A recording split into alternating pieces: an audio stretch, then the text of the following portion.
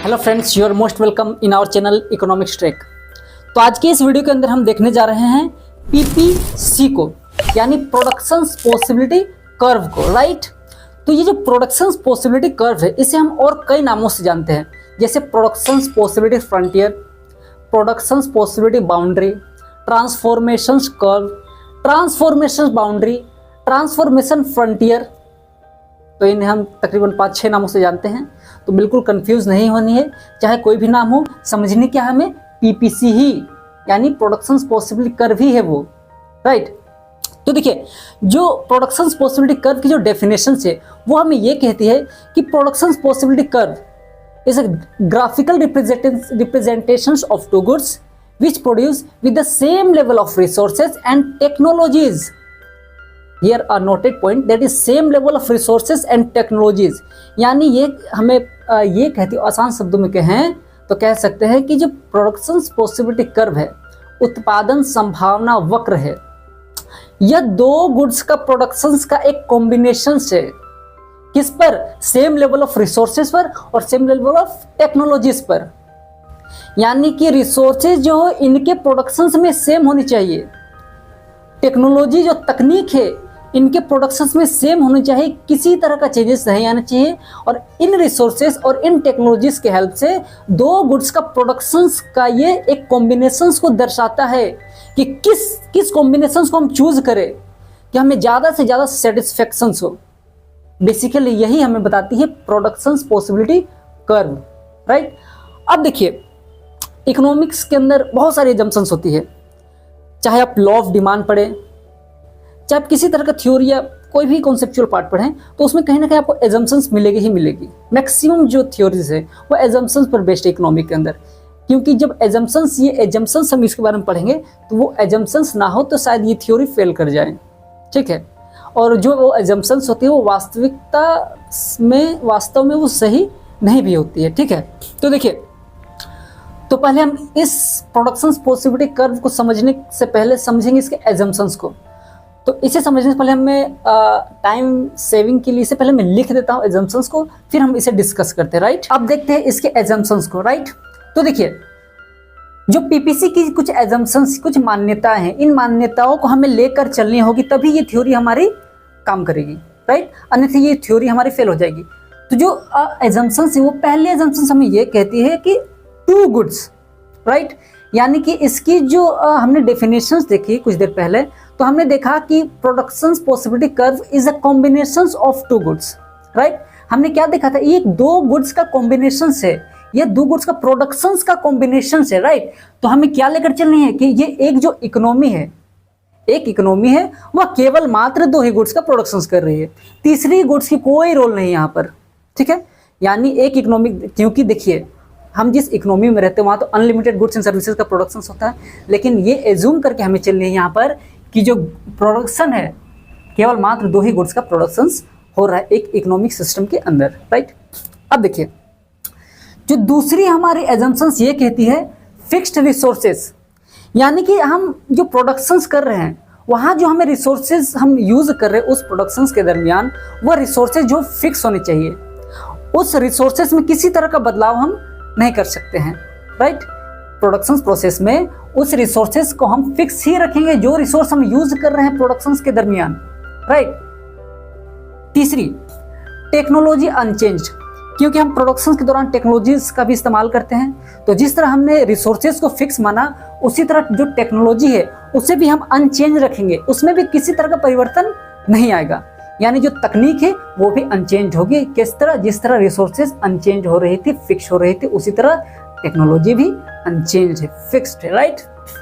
Then fourth जो assumptions ये बोल रही है कि फुल यूटिलाइजेशन ऑफ रिसोर्सेज, हम प्रोडक्शंस के दरमियान जितने भी रिसोर्सेज का इस्तेमाल कर रहे हैं उसका पूरा इस्तेमाल करेंगे, उसका फुलर यूटिलाइजेशन करेंगे, ठीक है। फुलर यूटिलाइजेशन का मतलब होता है कि जितने भी रिसोर्सेज हैं उसका हम पूर्ण उपयोग करेंगे, एकदम वेस्टेज का यहाँ पर कोई भी रोल नहीं है। रिसोर्सेज वेस्ट नहीं होनी चाहिए, एफिशिएंट मैनर में उसका यूटिलाइज करना है। और इकोनॉमी हमें ये भी बताती है कि जो यूटिलाइजेशन ऑफ रिसोर्सेज है उसका फुलर यूटिलाइजेशन होनी चाहिए इकोनॉमिक सिस्टम के अंदर, तभी हमें मैक्सिमम सेटिस्फैक्शन, मैक्सिमम यूटिलिटी और फुलर यूटिलाइजेशन ऑफ रिसोर्स हो सकती है, राइट।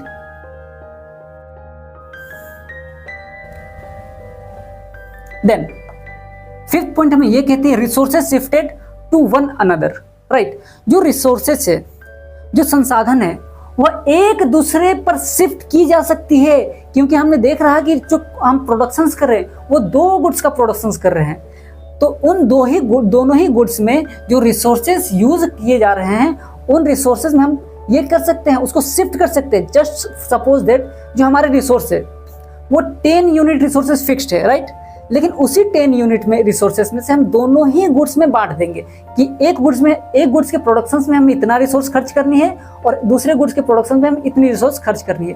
तो जो रिसोर्सेज है उसको हम शिफ्ट कर सकते हैं, इंटरचेंज कर सकते हैं। जैसे 10 यूनिट रिसोर्सेज है तो हम गुड्स ए में 7 यूनिट्स का इस्तेमाल कर सकते हैं और गुड्स बी में 3 यूनिट का इस्तेमाल कर सकते हैं, राइट। इस तरह का रेशियो हो सकता है, या फिर 5:5 का रेशियो भी हो सकता है, या फिर 6:4 का रेशियो हो सकता है, या फिर 9:1 का रेशियो हो सकता है। किसी तरह का रेशियो में हम लोग इसका इस्तेमाल कर सकते हैं, यानी कि रिसोर्सेज जो है, जितने भी रिसोर्स हम यूज कर रहे हैं उन रिसोर्सेज का हम क्या कर सकते हैं, शिफ्ट कर सकते हैं उन रिसोर्सेज को, राइट। अब देखिए, अब आती है एक बड़ा ही इंपॉर्टेंट कॉन्सेप्चुअल पार्ट है इसका, वो है opportunity cost, right. So we can define opportunity cost as opportunity cost is the cost which is given up. Opportunity cost is the cost which is given up when given a choice, right? यानी कि हम यदि किसी चीज के बदले में किसी चीज का सेक्रीफाइस करते हैं उसे ही हम कहते हैं बेसिकली अपॉर्चुनिटी कॉस्ट, या इस तरह से कह सकते हैं opportunity cost is the opportunity lost. Opportunity cost is the opportunity lost also, right.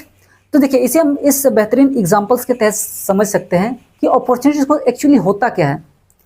Suppose that आप ब्रेकफास्ट कर रहे हैं, ठीक है, तो आपकी मम्मी ने कहा कि भाई आपके ब्रेकफास्ट में जो एग है, अंडे हैं और ब्रेड है, तो उन दोनों में आपको कोई एक का सिलेक्शन करनी है, किसी एक को चूज करनी है। तो आपने कहा चलिए मैंने अंडे में खाता हूँ, तो मैं अंडे का ही सिलेक्शन कर लिया मैंने।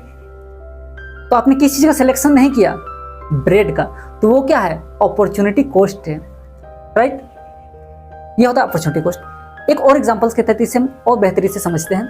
मान लीजिए आप एक जॉब कर रहे हो किसी कंपनी में, तो आपको सैलरी मिल रही है 30,000, 30,000 रुपये आपको सैलरी मिल रही है। अब एक और नई कंपनी आपको दिखी और आप वहाँ इंटरव्यू देकर आए, वहाँ आपको कहा गया कि आपको मैं 40,000 रुपये दूंगा। तो आपने पूरा मन बना लिया कि भाई जब 40,000 मुझे मिल रहे हैं तो भला मैं उस कंपनी को क्यों पसंद करूं जो हमें 30,000 रुपये दे रहे हैं। तो उसने क्या किया, उसने उस कंपनी को छोड़ दिया जो उसे 30,000 रुपये दे रहे थे और उस कंपनी को उन्होंने ज्वाइन कर लिया जो उसे 40,000 रुपये दे रहे हैं। तो ये क्या है, जिस चीज़ का उसने त्याग किया, जिस चीज़ का उसने सेक्रीफाइस किया, उसे कहते हैं अपॉर्चुनिटी कॉस्ट, राइट। जिस चीज़ का उसने त्याग किया उसे ही कहते हैं basically opportunity cost. Hope so कि आप समझ रहे कि अपॉर्चुनिटी वास्तव में होता क्या है। अब देखिए, अब हम एक मेन टॉपिक पर आते हैं अपने, ठीक है, इंडिफरेंस कर्व के डायग्राम पर एंड शेड्यूल पर। तो मैं पहले डायग्राम को और शेड्यूल को पहले यहाँ पर उतार लेता हूँ, देन हम लोग डिस्कस करते हैं कि क्या है इंडिफरेंस कर्व का डायग्राम एंड शेड्यूल। तो अब हम देखते हैं प्रोडक्शन पॉसिबिलिटी के शेड्यूल को और प्रोडक्शन पॉसिबिलिटी के कर्व को। तो मैं बता दूं कि जो प्रोडक्शन पॉसिबिलिटी की जो शेड्यूल दिख रही है, यही शेड्यूल हमें क्या देगी, एक कर्व देगी जिसे हम कहते हैं production possibility curve. Any problem, any doubt here? No. अब देखिए, ये जो शेड्यूल हमें दिख रही है, इस शेड्यूल में 3 कॉलम लेंगे। पहले कॉलम हमें क्या कह रही है, कॉम्बिनेशन, राइट। दूसरी कॉलम हम कह रही है प्रोडक्शंस की, किसकी प्रोडक्शंस, राइस की, चावल की प्रोडक्शंस की। और तीसरी जो कॉलम है वह किसकी प्रोडक्शंस की बात कर रही है, व्हीट यानी गेहूं की प्रोडक्शंस की बात कर रही है, ठीक। अब देखिए, जो कॉम्बिनेशंस ए है, कॉम्बिनेशंस ए हमें कह रही है कि कॉम्बिनेशन ए में जो प्रोडक्शन है राइस की, चावल की प्रोडक्शंस कॉम्बिनेशंस ए में 25 क्विंटल है। ये जितने भी मैंने टर्म्स ले रखा है ये क्विंटल में है, राइट। तो देखिए, ये चावल जो है 25 क्विंटल प्रोडक्शन हो रही है चावल की। देन जो वीट की, उसी कॉम्बिनेशन में वीट की प्रोडक्शन 0 क्विंटल, यानी कि कोई प्रोडक्शन नहीं हो रही है वीट में, वीट की प्रोडक्शन नहीं हो रही है बिल्कुल। कॉम्बिनेशन ए में वीट की कोई प्रोडक्शन नहीं हो रही है। इसे हम यहाँ देखें तो कॉम्बिनेशन ए, यहाँ देखिए कॉम्बिनेशन ए हमें नजर आ रही है। तो कॉम्बिनेशन ए में हम देख रहे हैं कि राइस का जो प्रोडक्शन है 25 क्विंटल है, यानी 25 क्विंटल राइस का। देखिए 5, 10, 15, 20, 25, तो 25 क्विंटल क्या है, किसकी प्रोडक्शन से, ये यहाँ से यहाँ तक किसकी प्रोडक्शन से, ये राइस की प्रोडक्शन से 25 क्विंटल, राइट। और इसी कॉम्बिनेशन से, इसी ए पॉइंट पर देखिए जो वीट की प्रोडक्शन से वो जीरो प्रोडक्शन दर्शा रही है। वीट की जो प्रोडक्शन से वो 0 दिख रही है हमें, ठीक है। नेक्स्ट कॉम्बिनेशन को देखते हैं, कॉम्बिनेशन बी। तो कॉम्बिनेशन बी में राइस की जो प्रोडक्शन से, जो चावल की उत्पादन है वो 23 क्विंटल हो रही है। राइस की जो प्रोडक्शन से, राइस की ये वाई एक्सिस की जो कॉलम है ये राइस की है, ठीक है। और ये जो एक्स एक्सिस की ये है, ये वीट की है, ठीक है।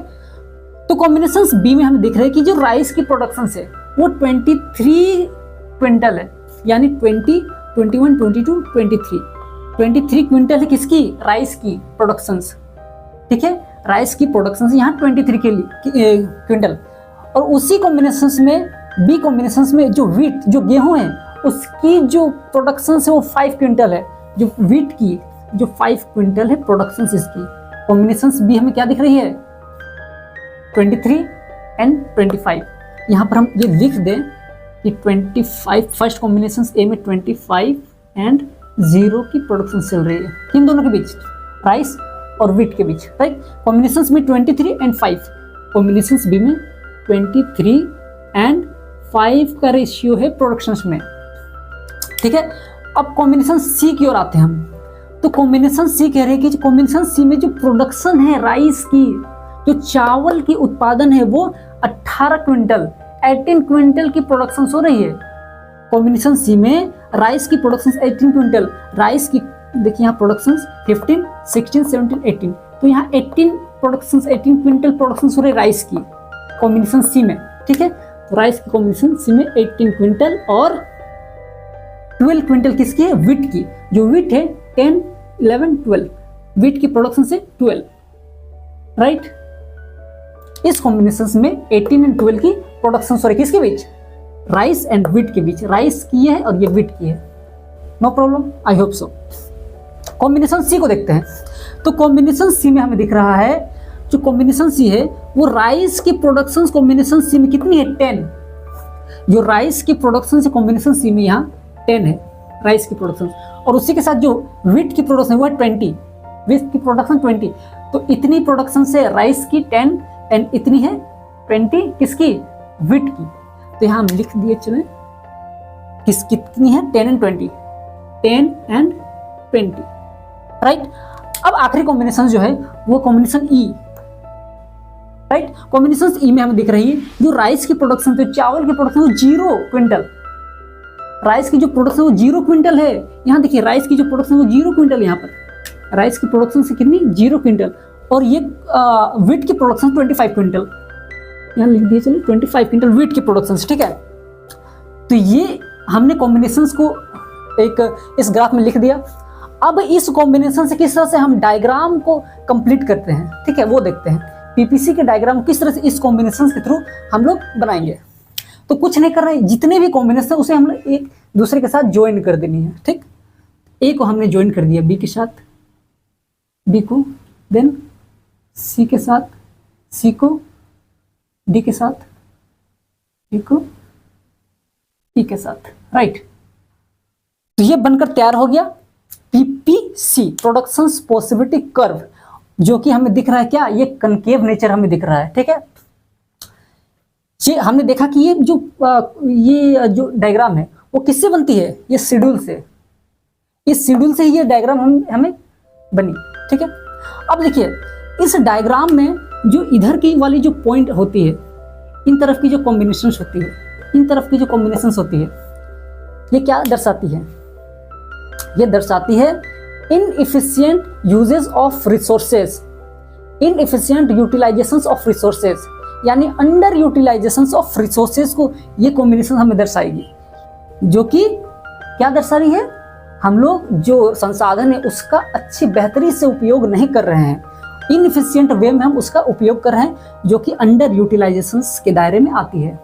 ठीक है, और इस कॉम्बिनेशंस के बाहर यदि कोई पॉइंट हो उसे हम कहते हैं, क्या कहते हैं, unattainable point, right.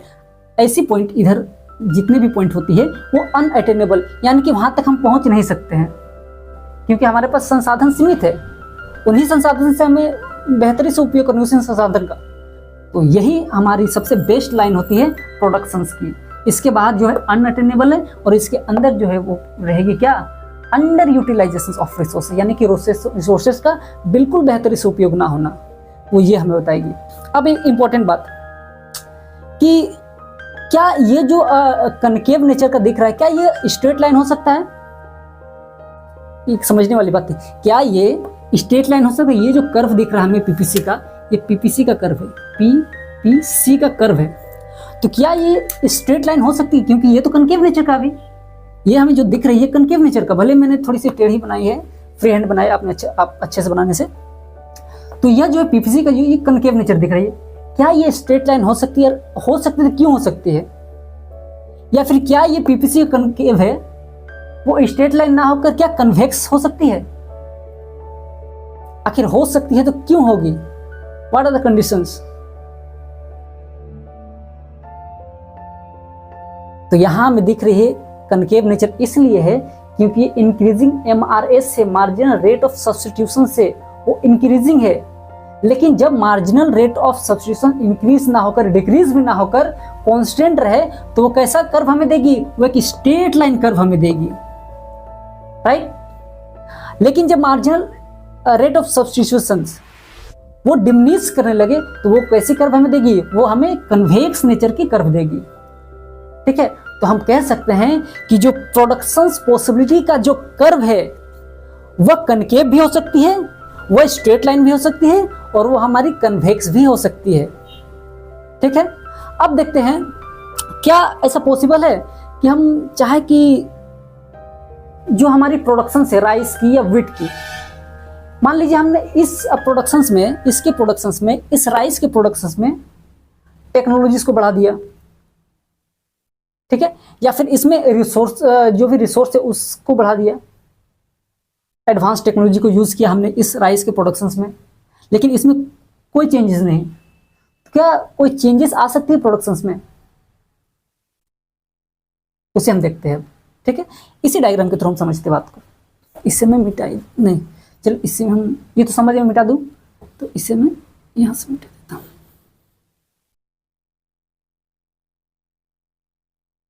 Suppose that, तो सारा नॉर्मल कंडीशन था, तो उस वक्त हमारा जो पीपीसी का था पहले से वो था ये, ठीक है। अब सपोज दैट हमने क्या किया, जो राइस का प्रोडक्शन है उसके प्रोडक्शंस में न्यू टेक्नोलॉजीज को लेकर आया, प्रोडक्शंस में न्यू टेक्नोलॉजीज को अपग्रेड किया, अपग्रेड किया न्यू टेक्नोलॉजीज को, तो क्या हो सकता है, अब ये इस जो ये पीपीसी कर्व दिख रहा है हमें, ये किस तरह का अपना शेप जो है वो शिफ्ट कर सकता है, इसका शेप किस तरह से चेंज होगा, जो एक नई पीपीसी कर्व आएगी वो कैसी होगी। तो हमने जब राइस का प्रोडक्शंस के टेक्नोलॉजीज में चेंज किया, प्रोडक्शंस टेक्नोलॉजीज को चेंज कर दिया, तो क्या ये घटेगी या बढ़ेगी, जाहिर तौर पर जब इसके प्रोडक्शंस के टेक्नोलॉजीज में चेंज आएगी, अपग्रेडेशन होगा टेक्नोलॉजी में, अच्छी टेक्नोलॉजी आएगी, तो क्या होगा, इसकी प्रोडक्शन बढ़ेगी, तब क्या होगा, लेकिन इसकी क्या होगी, इसकी कांस्टेंट रहेगी। तो ये यही पर रहेगी, हमारे जो व्हीट की प्रोडक्शंस की जो पॉइंट है वो यही रहेगी, लेकिन क्योंकि टेक्नोलॉजीज को अपग्रेड किया हमने, तो ये प्रोडक्शंस राइस की क्या हो जाएगी, बढ़ जाएगी। पहले ये थी प्रोडक्शंस 20, लेकिन जब न्यू टेक्नोलॉजीज आ गई तो क्या हो गई, प्रोडक्शंस बढ़ गई, किसकी, राइस, क्योंकि यहाँ पर हमने टेक्नोलॉजीज को अडॉप्ट किया, राइट। लेकिन ये जस की तस रहेगी, जैसे कि तैसे ही रहेगी, ठीक है, इसमें कोई परिवर्तन नहीं आएगा। लेकिन अब सपोज दैट हमने क्या किया कि व्हीट के प्रोडक्शंस के टेक्नोलॉजीज को हमने चेंज कर दिया, ठीक है, व्हीट के प्रोडक्शंस के टेक्नोलॉजीज को हमने चेंज कर दिया, राइट। तब अब क्या हो सकती है कंडीशन, जब विट के प्रोडक्शंस की टेक्नोलॉजी चेंज होगी, जाहिर तौर पर इसकी प्रोडक्शंस बढ़ेगी, अच्छी टेक्नोलॉजी आएगी हमारे पास तो इसकी प्रोडक्शंस बढ़ेगी। लेकिन ये वैसा ही रहेगा क्योंकि यहाँ पर अब हम किसी तरह का टेक्नोलॉजी का इस्तेमाल नहीं कर रहे हैं, तो ये ऐसे ही रहेगी। लेकिन किसकी प्रोडक्शंस बढ़ेगी, यहाँ विट की प्रोडक्शंस बढ़ जाएगी।